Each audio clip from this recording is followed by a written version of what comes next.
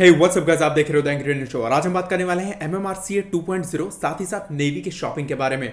यहाँ पे हम बात कर लेते हैं दोनों ही अपडेट्स के बारे में।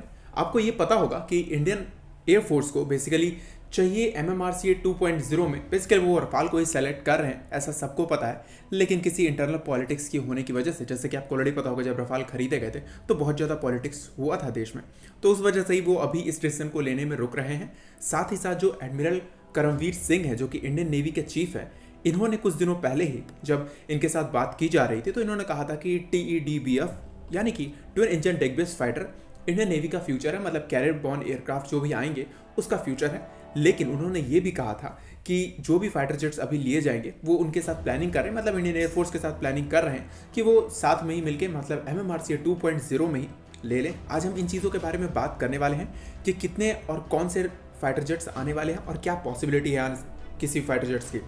तो सबसे पहले समझ लेते हैं कि इंडियन नेवी की जो रिक्वायरमेंट है वो क्या है। इंडियन नेवी की बेसिकली रिक्वायरमेंट ये है कि उनके दोनों ही कैरियर्स पे फाइटर जेट्स हों और दोनों ही की अवेलेबिलिटी काफ़ी ज़्यादा अच्छी हो।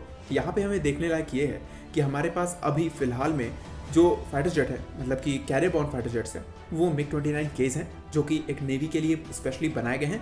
लेकिन इतने अच्छा फाइटर जेट होने के बावजूद इसकी अवेलेबिलिटी उतनी अच्छी नहीं है, क्योंकि ये रशियन इंजन के साथ आते हैं और रशिया ने इवन UPG इसमें अपग्रेड होने के बाद भी इंजन्स को चेंज नहीं किया है। तो कुछ खास इसमें अंतर नहीं आया है, बस थोड़ा बहुत टाइम का चेंजिंग हुई है, लेकिन कुछ खास अंतर नहीं आया है। यहाँ पे इंडियन नेवी चाहती है कि अगर इंडियन एयरफोर्स रफाल को सेलेक्ट करती है MMRCA 2.0 में, जो कि इंडियन एयरफोर्स भी चाह रही है, क्योंकि इंडियन एयरफोर्स चाह रही है कि MMRCA 2.0 डील हो, तो उसमें ही मतलब 114 एयरक्राफ्ट के साथ साथ और भी एयरक्राफ्ट लिए जाए, जो कि एक कंप्लीट पैकेज बन जाएगा। यहाँ पे इंडियन एयरफोर्स के लिए ना तो कोई घाटा है ना तो फ़ायदा, लेकिन एक बल्क में लेने पे गवर्नमेंट को यहाँ से फ़ायदा ज़रूर होगा, मतलब थोड़ा डिस्काउंट मिलता है अगर हम कोई भी चीज़ों को बल्क में खरीदते हैं तो। और जो भी इंडिया स्पेसिफिक इन्हांसमेंट की जानी थी, मतलब इंडिया स्पेसिफिक जो भी चेंजेस किए जाने थे रफाल जो हमारे पास अभी आ रहे हैं, मतलब कि जो 36 रफाल आ रहे हैं, उसकी जो कॉस्ट है इंडियन नेवी को भी नहीं देने पड़ेगी। क्योंकि अगर हम FA-18 खरीदते हैं तो FA-18 की भी जो इन्हांसमेंट कॉस्ट, मतलब कि इंडिया स्पेसिफिक मॉडिफिकेशंस जो होंगे उसका भी कॉस्ट देना पड़ता। लेकिन उस चीज़ को अगर हम रफाल खरीदते हैं तो वहाँ पे नहीं मिलना है। यहाँ पे कुछ लोगों का कंसर्न ये आता है कि बेसिकली FA-18 है, उसके पास फोल्डेबल विंग्स है और रफाल के पास फोल्डेबल विंग्स नहीं है। आपके पास आई बटन अभी दिखेगा और डिस्क्रिप्शन में भी लिंक मिलेगा, आप जाकर FA-18 वर्सेस रफाल की वीडियो को देख सकते हो। लेकिन एक मैं शॉर्ट कंपैरिजन बता देता हूँ।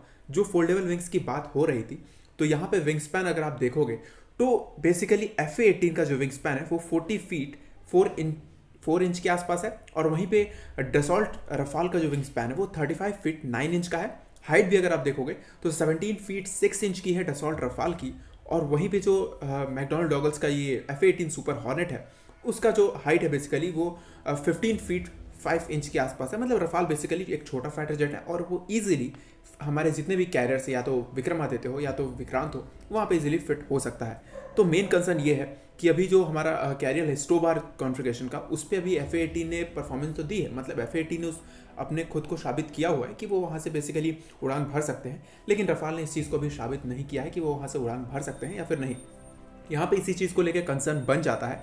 पर यहाँ पे एक और कंसर्न बनता है जब इंडियन नेवी ने कहा है कि TEDBF जो कि हमारा twin engine deck based fighter होगा, वो फ्यूचर के लिए जितने भी फाइटर जेट्स आएंगे उसका जो रिप्लेसमेंट है और बेसिकली इंडियन नेवी का फ्यूचर भी है। तो यहाँ पे देखने वाली बात ये है कि TEDBF का जो भी मेटल कटिंग है या फिर आप कह दो स्टडीज जहाँ सारी चीज़ें हैं, मतलब प्रोटोटाइप बनाने की बात है, वो 2026 के बाद ही शुरू होने वाली हैं। तो एट द एंड 2026 के बाद शुरू होती है, तो 2030 से अगर प्रोडक्शन स्टार्ट होता भी है तो उसके बाद इनिशियल स्टेज प्रोडक्शन होगा, उसके बाद उसको फाइनल स्टेज प्रोडक्शन में डाला जाएगा, तो 2035 के आसपास लग जाएगा। TEDBF एक अच्छा फाइटर जेट है और हमें उसकी ज़रूरत भी है, लेकिन ये जो 10 साल रहेंगे उसमें जो MiG-29K की अवेलेबिलिटी है, मतलब कि आप समझ सकते हो कि अगर हमारे दोनों ही एयरक्राफ्ट अगर 20-20 फाइटर जेट है और एक एनी हाउ अगर ट्रेनिंग के लिए भी है, तो वहाँ पे जो अवेलेबिलिटी है वो सिर्फ और सिर्फ 10 या 11 फाइटर जेट्स की है। तो बाकी जितने भी एयरक्राफ्ट्स रहेंगे वो पूरी तरीके से ग्राउंडेड रहने वाले हैं। तो इस वजह से इन सारे एयरक्राफ्ट्स को यूज़ करने के लिए, मतलब कि सारे एयरक्राफ्ट्स को यूज़ करने के लिए हम विक्रमादित्य पे MiG-29K को यूज़ कर सकते हैं, मतलब हमारे जितने भी 45 एयरक्राफ्ट्स हैं उनको, और साथ ही साथ जो हमारे नए फाइटर जेट्स आएंगे अगर हम उसको 36 की क्वांटिटी में भी खरीदते हैं, क्योंकि इंडियन नेवी ने 2017 में जब कहा था MRFA को लेके, तो वहाँ पे उन्होंने कहा था 57 से लेके वो 36 करने को तैयार है। और वो अभी इंडियन एयरफोर्स को इस चीज़ के लिए बात कर रहे हैं इंडियन एयरफोर्स के साथ, और मतलब उन्होंने जो भी RFI वो सारी चीज़ें भेजती है। अब इंडियन एयरफोर्स का वेट किया जा रहा है कि इंडियन एयरफोर्स कब सेलेक्ट करने वाली है। हालांकि जब यूएस का विजिट हुआ था, मतलब अभी कुछ दिनों पहले यूएस का विजिट हुआ था, तो यूनाइटेड स्टेट्स के जो माइक पॉम्पियो उन्होंने फोर्स किया था, मतलब फोर्स नहीं बेसिकली सपोर्ट किया था F-18 सुपर हॉर्नेट को। लेकिन बात रही सपोर्ट की नहीं है, बात है यहाँ पे हमारे कैरियर बॉर्न फाइटर जेट्स की। और हम किसी के सपोर्ट या फिर फोर्स करने में किसी भी चीज़ों में हम नहीं आना चाहते, क्योंकि ऑलरेडी ऐसी चीज़ें कई बार पहले हो चुकी हैं और उसका जो खामियाजा है हमें आज तक भुगतना पड़ रहा है। TEDBF जब आएगा तो वो 2035 के बाद ही आएगा।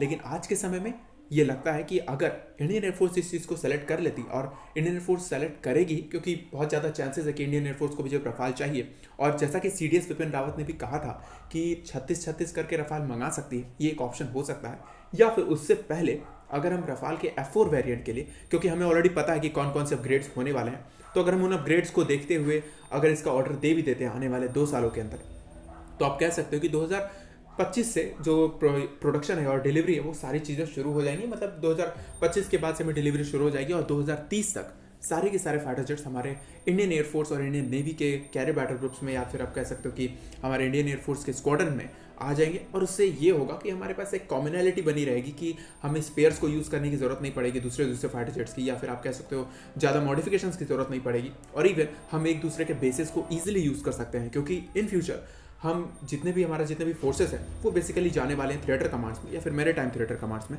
तो यहाँ पे इन सारी चीज़ों की ज़रूरत पड़ने वाली है, मतलब कि जो फाइटर जेट्स की कॉमनैलिटी है वो सबसे ज़्यादा ज़रूरत पड़ने वाली है। और यहाँ तक कि 95% तक जो रफाल M है वो बेसिकली सिमिलर है जो रफाल आ रहे हैं हमारे पास, मतलब कि जो एयरफोर्स के रफाल है वो रफाल M से इतने ज़्यादा सिमिलर है कि सिर्फ कुछ 10% का ही डिफरेंस रह जाता है, फिर 5-10% का ही डिफरेंस रह जाता है। तो एक बेटर ऑप्शन हो सकता है इंडियन नेवी के लिए कि ज़्यादा पैसे खर्च नहीं करने पड़ेंगे। डेफिनेटली थोड़ा हायर कॉस्ट है F-18 से, लेकिन फिर भी आपको एक फाइटर जेट मिल रहा है जो कि काफ़ी केपेबल फाइटर जेट है। आपको क्या लगता है इस चीज़ के बारे में कमेंट सेक्शन में ज़रूर बताना। और हमने Q&A स्टार्ट किया हुआ है, तो Q&A में अपने क्वेश्चंस को ड्रॉप करना न भूलें। अंत तक वीडियो को देखने के लिए धन्यवाद। जय हिंद।